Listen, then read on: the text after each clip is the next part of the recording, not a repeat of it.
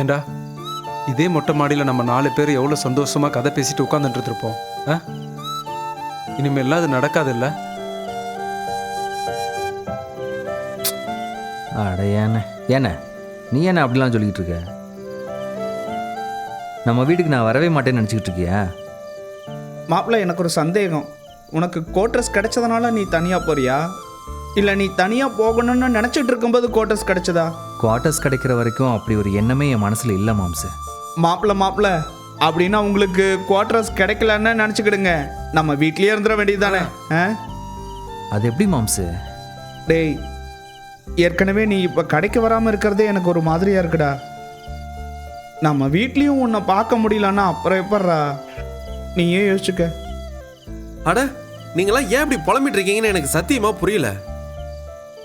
டேய், செந்தில் தனியாக போகிறதுல உனக்கு வருத்தமே இல்லையா? வருத்தம்லாம் நிறைய இருக்கு. ஆனா நம்ம வருத்தத்தை காரணமா வச்சு அண்ணனோட விருப்பத்துக்கு மாறா நம்ம இங்க இருக்க சொல்ல முடியாது. டேய், நான் அதுக்கு சொல்ல வரலடா. இப்போ அண்ணனுக்கு உள்ளூர்ல போஸ்டிங் கிடைச்சது.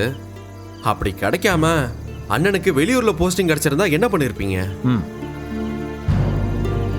வெளியூருக்கு வேலைக்கு போக கூடாதுன்னு சொல்லிருப்பீங்களா? டேய், வேலைக்காக வெளியே போறது வேற, இப்ப காரணமே இல்லாம வெளியே போறது வேற.